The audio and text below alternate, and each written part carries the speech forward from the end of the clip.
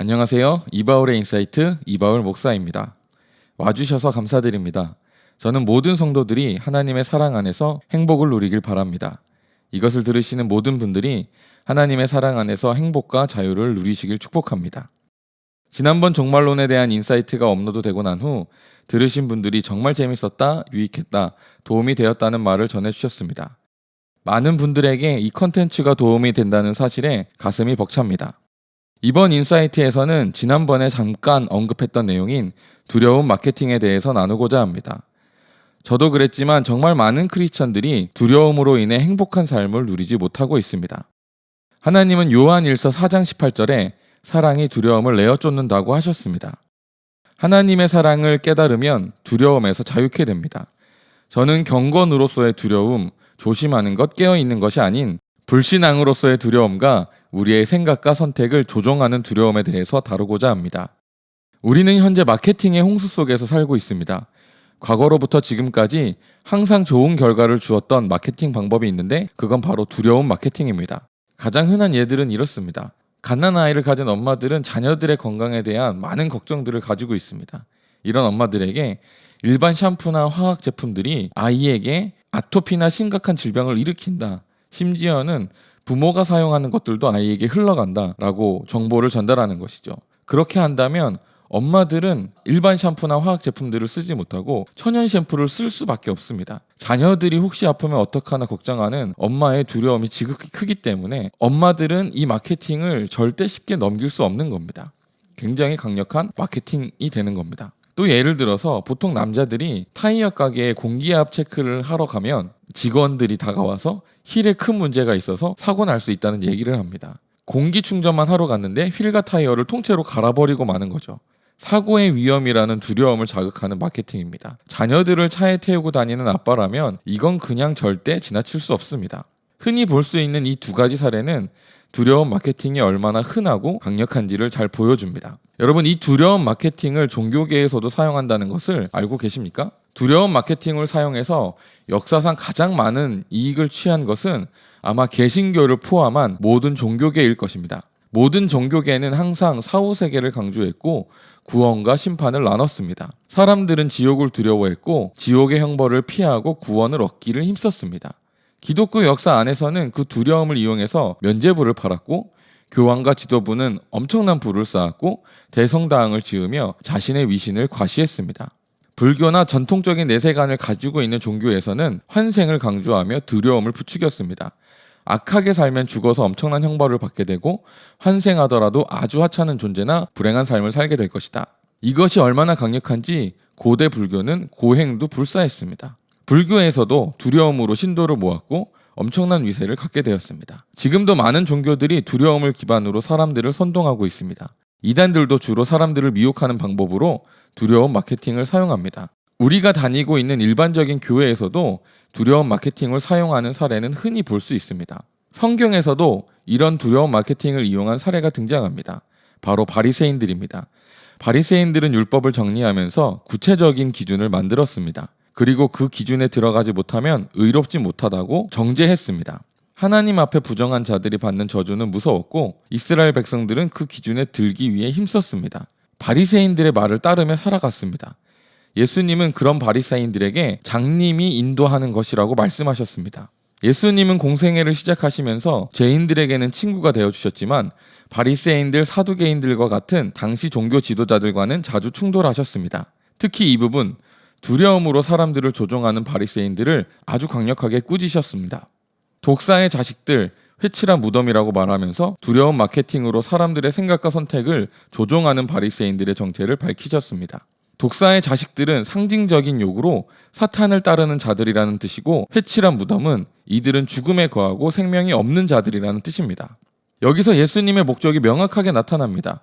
예수님은 두려움 마케팅으로 인해 눌림당하고 조종당하는 자신의 자녀들을 자유케 하셨습니다. 그들을 누르고 조종하는 종교 지도자들과 대적하셨습니다. 두려움에서 자유케 하는 것, 그것이 예수님의 목적입니다. 예수님은 단순히 두려움에서 자유케 되는 것에서 멈추지 않으셨습니다. 예수님은 대중들에게 다가가 하나님이 아버지이심을 가르치셨습니다. 하나님은 두려워할 존재가 아니라 우리를 사랑하시는 분으로 계시해 주셨습니다. 그 이유는 사랑이 두려움을 내어쫓기 때문입니다. 그 메시지는 여타 다른 종교인들과의 가르침과는 완전히 달랐습니다. 그래서 사람들은 예수님의 말을 듣는 것만으로도 그 말씀이 굉장히 권위 있음을 알았습니다. 두려움을 내어쫓고 아버지를 계시하는 예수님의 말씀에는 하나님의 높은 뜻이 담겨 있었기 때문입니다. 저 또한 이 두려움에 사로잡혀 살았습니다. 하나님의 사랑을 신뢰하기보다는 하나님의 심판으로 인해 두려워했습니다. 예수님의 구속, 대속의 완전함을 받아들이기까지 오랜 시간이 걸렸습니다. 내 죄와 심판에 대한 두려움이 너무 커서 내가 완전한 사랑을 받았고 내가 완전한 용서를 받았다는 것을 받아들이기가 무척이나 힘들었습니다. 처음 하나님을 경험하면서 뜨거운 눈물을 흘렸고 마음이 따뜻해지는 것을 경험했습니다. 하나님의 사랑이 나를 채워주셨습니다. 하지만 그걸 완전히 알고 받아들이기까지는 오랜 시간이 걸렸습니다. 계속해서 하나님을 경험할 때마다 조금씩 하나님의 사랑과 용서를 더 이해하게 되었습니다. 하지만 그 과정 중에 제가 교회에서 들었던 것은 하나님은 무서운 분이라는 것이었습니다. 내가 뭐 하면 하나님이 심판하고 정죄하실 것이다. 그러니 이거 하지 마라. 저거 하지 마라. 하나님의 기쁨이 되고 사랑을 받으려면 이렇게 해야 한다. 이거 해라. 저거 해라. 저는 그 가르침 아래 있으면서 장님이 인도자를 따라가는 것처럼 따라갔습니다. 내가 어디로 가는지 모른 채 살아갔습니다. 저의 생각과 선택은 통제되었습니다. 저는 두려움을 따라 안전한 곳을 찾았고 구원받기 위한 길을 찾았습니다. 하지만 그 종착지엔 실제는 없었고 종교적인 행위만 남았습니다. 종교적인 행위의 결과는 두려움과 불안함이었습니다. 평안과 행복이 지속되지 않았습니다. 종교적인 행위에 몰두해도 평안과 행복을 누릴 수 없었습니다. 그 와중에도 주님은 반복적으로 저를 찾아와 주셨고 저를 만나 주셨습니다. 그 만남 중에 하나님의 사랑을 경험했고 그럴 때마다 하나님의 사랑에 대한 개념, 하나님에 대한 이해는 부서지고 새로워졌습니다. 만날 때마다 내 생각을 뛰어넘는 사랑에 저의 생각은 무너졌습니다. 그리고 마침내 완전한 용서, 완전한 구속, 완전한 사랑을 받아들이게 되었습니다. 하나님의 사랑을 알수록 저는 하나님께 담대할 수 있었습니다. 하나님의 사랑을 알수록 내 안에 정죄함은 힘을 잃었습니다. 하나님의 사랑을 알수록 내가 어떤 존재인지 알게 되었습니다. 나는 종이 아니라 자녀고 나는 두려움에 떠는 자가 아니라 하나님의 위대한 소망을 향해 나아가는 자라는 것을 알게 되었습니다. 성경의 말씀처럼 하나님의 사랑이 내 안에 두려움을 내어쫓았습니다. 우리는 이 사랑으로 부르심을 받았습니다. 여전히 세상은 특히 종교계에는 두려움의 마케팅이 성행하고 있고 우리의 생각을 조종하고 통제하려고 합니다. 예수님은 이 두려움에서 우리가 자유케 되고 하나님의 사랑을 온전히 알게 되길 바라십니다. 그리고 이제 하나님을 경외함으로 그 위대한 소망을 이루는 자녀로 세워지길 바라십니다. 하나님은 우리가 매일매일 천국의 삶, 행복을 누리길 원하십니다. 이를 위해 예수님께서 십자가를 지셨고 아버지의 사랑을 보여주셨습니다. 이제는 두려움에서 자유하시고 아버지의 사랑을 누리시길 바랍니다. 오늘은 제가 여기까지 들으신 분들을 위해 기도하겠습니다. 아버지 하나님, 예수님께서 이 땅에 오셔서 끊임없이 말씀하셨습니다. 하나님은 아버지시라고, 하나님은 선하시고 우리를 사랑하신다고. 그리고 예수님은 끊임없이 사탄과 싸우셨습니다. 우리를 두려움에 사로잡고 거짓에 사로잡은 사탄을 물리쳐 주셨습니다. 이제 그 예수님의 대속과 죽으심, 법적으로 완전히 승리하신 그 일을 의지하여 선포합니다. 우리를 사로잡아 우리의 생각을 통제하고 조종하는 두려움아, 이제는 우리 안에서 완전히 떠나가라. 우리는 아버지의 사랑을 받은 자고 우리는 아버지의 자녀고 우리는 자유한 자라. 하나님, 이 컨텐츠를 들으신 모든 분들이 하나님의 사랑을 마음껏 누리고 천국의 삶을 누리게 하여 주십시오.